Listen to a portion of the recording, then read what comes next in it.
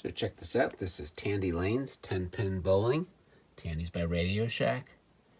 And this is, it kind of reminds me of like Digital Derby and Hit and Missile. There's no battery cover. Here's the box in sort of rough condition. Got this at a flea market for $5. I've never seen this before, so I am curious to try it out. This doesn't appear to be working. I have it reset. It says press the pin button. When something happens, it says cover the ones that you theoretically got down like this. And then you're supposed to press this. And like nothing is happening. No lights are coming on, anything like that. I do that, nothing happens. Reset it, and every single time, I get the same thing. I'm guessing something's wrong, so I'll have to open this thing up and see if I can figure out what's going on. So there's 1, 2, 3, 4 screws. You do not have to take this one out. And when I open it up, that's what you get. So again, it is kind of reminiscent of Digital Derby. So this is going to be the different pin layouts, I'm assuming. And so clearly there is a motor that's stuck. That should be making this move. So what I'm going to want to do is just get at this motor and see if it actually works. Half the time these things are frozen, and if you give them a spin, they'll work. I took that screw, I loosened that screw up, and I can take this bracket off, and that will allow me to kind of pick up this motor, get it out of there at least a little bit, and see if I can, maybe just spin it manually and see if I get it working. So I've used some neodymium magnets to attach alligator clips. And I'm going to put this on here. I don't know which way it's supposed to spin, quite frankly. So right now the motor's not going. So I looked at this a little closer. I thought it was a direct wire to the motor, but not too surprisingly, there is an interrupt mechanism, and so you have to basically turn it on by hitting the pin, which is here. Again, it's going pretty horribly. But that at least is doing something. Used a drop of household oil, put it right here, kind of at the base of where the shaft goes into the motor housing, because I couldn't see anywhere else to get it. And now it is running smoothly. I'm gonna let this go for a minute and lubricate itself, and then I will actually see if it will turn the thing. So this is more or less working, and so sometimes it will do that, but I guess like that. And it stops. One thing I'm not sure about is this thing. I wonder if it's supposed to stop in one of these slots. It's just stopping anywhere. Whereas I wonder if it's supposed to stop in a, like now it's stopped in a slot. It's hard to tell, but like there it's not, the slot's slightly above. I have a feeling it's supposed to stop in a slot so that the pins are lined up. Like that should keep going until it pops in. So you might see that it's running this way. I had assumed that this was positive because it was red, but when I looked in the battery box, which I don't want to really flip it now, this is actually the negative side, so it's supposed to be going that way. It's more or less working now. Again, it's going to be one of those things that will, see, like that's going to happen. Okay, that's not too bad. So I want to put the top on to see if I can actually test it. The pulley's a little misshapen because it was sitting in one place, and even the film is a little bit misshapen because, again, where it was sitting for, I'm sure, years, maybe decades. I was wondering if the frame counter was somehow automatic, but I don't think it is in any way, shape, or form connected. So it's just manual. It's not automatic. So this is more or less working. So you press the pin button, starts rolling, you stop it, and so theoretically I got everything that's red as a pin I got. So I put this down to cover it. This one sticks a little bit, and then I do my second shot,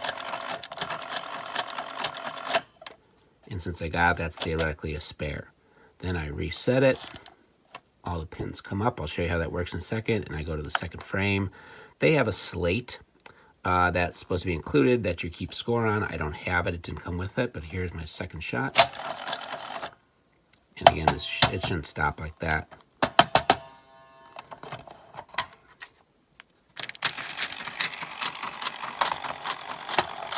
So you can see it's not perfect. So that time I got only 4 pins don't know how I did that. I'm impressed with myself.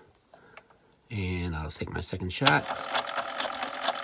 So I got 4, and then I actually left 1. So you don't have to necessarily do it there, but I left 1, so I would have got 9. Reset. Strike. Wow. You can see how that's not perfectly in position because I'm sure it's not in the slot. So if I pull the switch back, I can kind of manually go through it. So this would correspond to a gutter ball. And then here's a bunch of red. So this might be a 7-10 split, which is what I was seeing when I first. Yeah, so that's a 7-10 split. And you might wonder, when you reset it, how do you get all 10 pins? That's because the reset is actually in this. You turn it over. And what happens is, so you reset, it's kind of like an artificial reset. And then when you press start, watch what happens here. That goes down. Again, it should be moving. And as this inside, it would be pushing this down. So you can imagine, press the pin button, and this gets pressed down, so I can actually see what's happening. So it's super mechanical, super not smart, super cool though. If you're wondering why you got to bother with the doors, it's because I theoretically got these 4 down. Take my second shot. And let's see, so a pin popped up somehow. So if you didn't have that door, suddenly like pins would be popping up.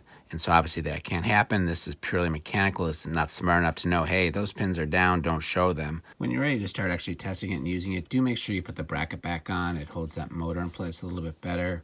And it's been working a little better, not perfect since putting that on there. So I've actually decided to try bowling a game, keeping score on a sheet that I printed up myself.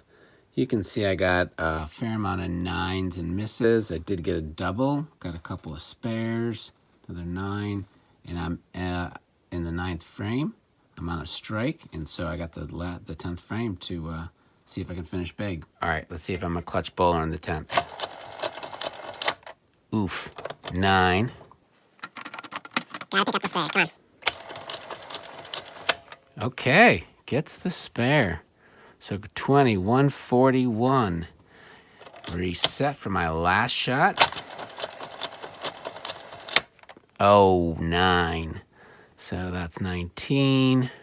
And I think that's 160, right? So you can double check my math, but I do believe I got 160. I bowled 4 more games and had some, again, not crazy different scores. 160, 158, 150, 131, 136. Again, I had a couple open frames. I had a turkey, spares and things like that. This last game I started out real poorly. 21 in the 3rd before picking up with a bunch of marks. Couldn't leave well enough alone. I had to play a bunch more games. Again, not a ton of variability. You can see the lowest game is a 126. Highest game is actually my first, a 160. But that's not a huge range. I would have had fun if I got like a really low score under 100. And I guess there's a chance you could get a 300 perfect game. Just like in real life, that seems like it would be highly unlikely. So I guess it's relatively reflective of what you might have happen in a game. So I like this more than I should. Back then, this was hot stuff. So thank you for watching. Please consider subscribing if you watched this far. It would really help me out. Thank you.